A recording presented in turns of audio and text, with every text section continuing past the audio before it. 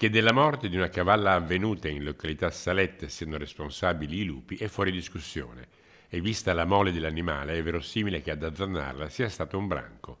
La predazione è avvenuta nel centro di riproduzione della razza maremmana Val Cordevole gestito dai carabinieri forestali all'interno del Parco Nazionale Dolomiti Bellunesi, non lontano dalla stazione di comando di Candaten. La questione è da tempo oggetto della politica tanto nazionale come europea. Sulla questione lupo abbiamo fatto un passo in avanti importante, proprio prima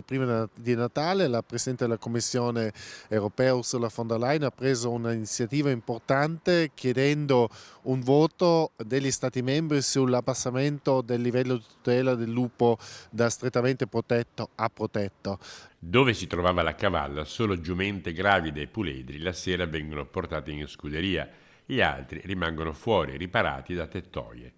I maremmani, in origine utilizzati dagli allevatori di bovini, poi vennero destinati anche ai reparti montati di carabinieri e forestali.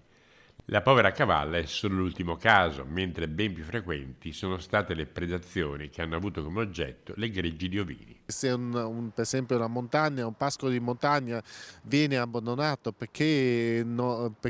c'è il lupo e perché le pecore e le capre non ce la fanno più o gli allevatori non portano più gli animali, perdo anche lì biodiversità perché tutti sappiamo qual è un pascolo dove non c'è, com'è un pascolo dove non ci sono animali. A tal proposito, Federcaccia ha presentato una propria istanza in Parlamento per evitare strumentalizzazioni inerenti alla gestione di lupi ed altri carnivori, specificando che non è una specie cacciabile e che non interessa ai cacciatori che lo diventi, mentre è fondamentale che la gestione del lupo venga affrontata dalle istituzioni